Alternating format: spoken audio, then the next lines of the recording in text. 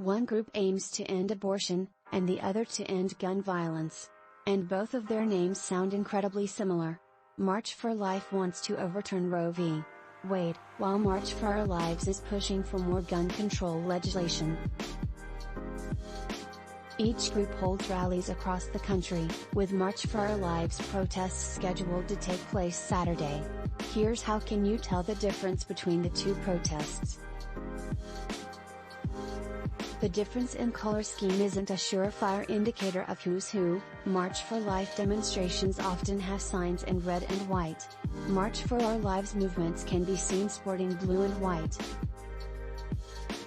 As for the protesters themselves, participants on both sides can be seen at rallies in and out of their sides' colors.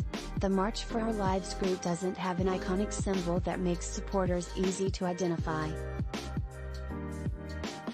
However, if you come across a rally, march or protest and see a rose emblem on signs, shirts and so on, you are likely at a March for Life event.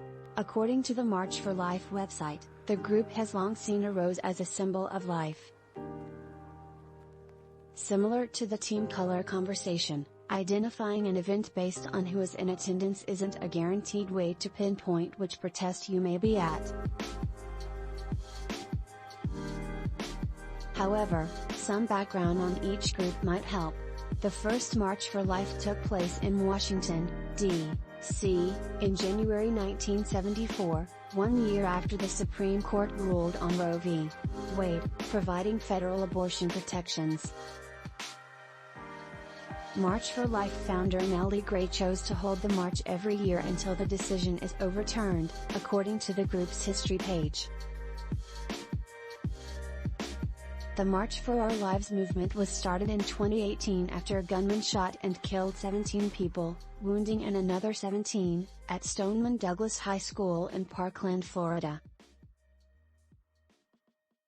The organization was started by high schoolers who survived the mass shooting, and though the participants vary in age, the crowds are overwhelmingly made up of young people. The best way to know what protest is taking place is to check each movement's schedule. Both March for Life and March for Our Lives list their activities online with specific dates, times and locations. If you're still unsure about whether you're at a March for Life or March for Our Lives event, check platforms like Twitter, Instagram, and Facebook. Both groups have a presence on social media, and it's likely that someone at the protest will upload photos or videos from the event.